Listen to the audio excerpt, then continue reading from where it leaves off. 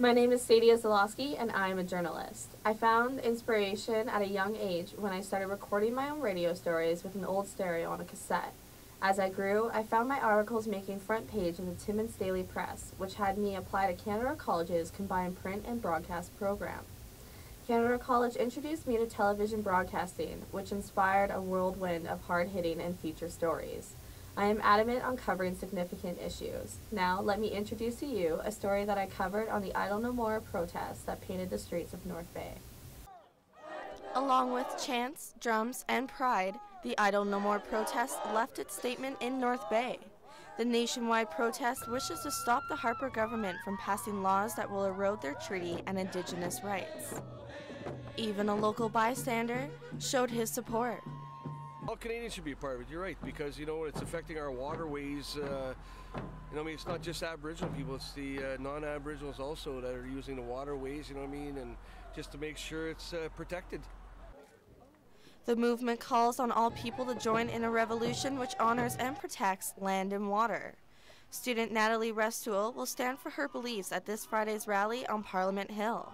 Restuel expressed how important this is to her. I don't really pay attention to politics, but knowing this, it makes me so upset what he's doing now. Notice us. Is it that hard? Someone's starving out there, right behind your backyard. Open your eyes. But it wasn't all cheers and support. There were some who even disagreed with the protest, enough to try and stop it. Idle No More wishes for the public not only to recognize this as a First Nation problem, but a Canadian problem as well. For Canada Newsnet, I'm Saidia Zaloski. I believe in being involved in the community, and to me, broadcasting information to the public is a service that needs to be concise and timely. The following news story covers the Heart and Stroke Soup Song campaign. Warm smiles were shared at the Clarion Resort as people gathered over a variety of homemade soups. Volunteers from local favorites and even some local schools set forth in a competition for the best soup. Along with the large selections of soup, the main promotion was healthy living. Vendors and volunteers provided information to the happy crowd. Coordinator of the Heart and Stroke Foundation, Liz Brazo, explains that the foundation's goal is to make defibrillators more accessible within schools and public places. If you'd like to do more than visit the venue, there are also volunteer opportunities that you can check out on the Heart and Stroke Foundation's website. For Canada Newsnet, I'm Saidia Zaloski. Lights, camera, action. North Bay has a live art scene, and I have made it my goal to bring the public information on these entertaining performances. A theatrical version of Night of the Living Dead made its way to Canada College. Here's the story. Brain-eating, bloodthirsty zombies. J Square Productions strives to give you a bone-chilling experience that keeps you on the edge of your seat.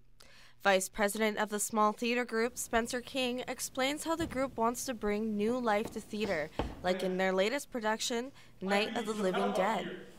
King explains how passionate they are with their projects.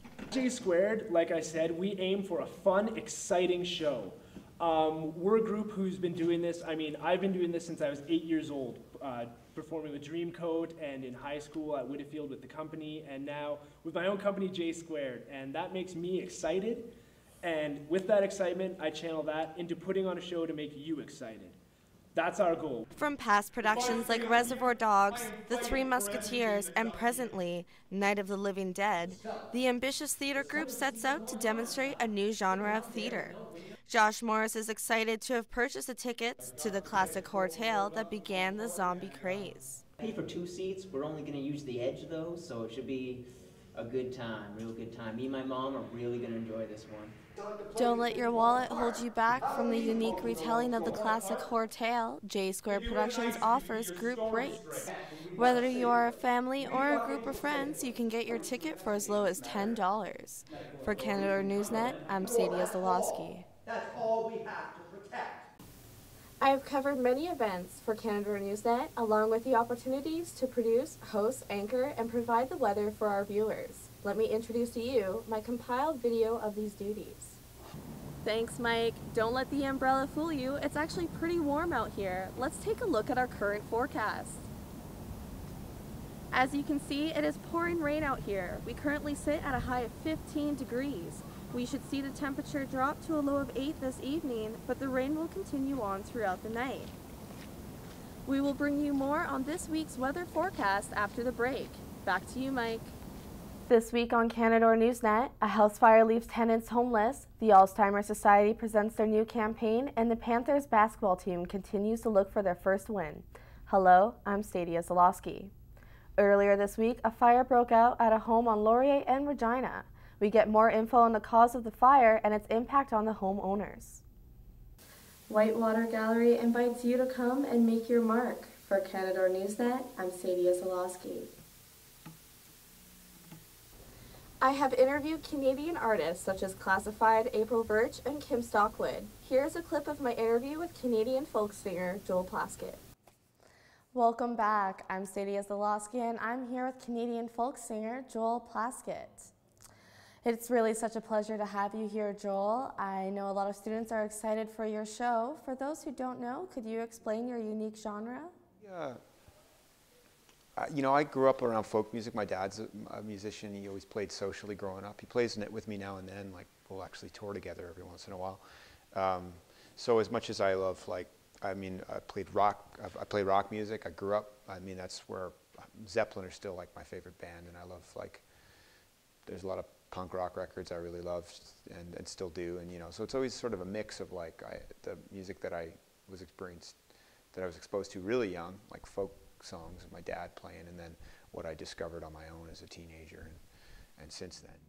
I've read that you've also had an early start in music. Care to explain? In conclusion, you will find I am ambitious, creative, adventurous, and simply I have a love for what I do. Thank you for taking the time to watch.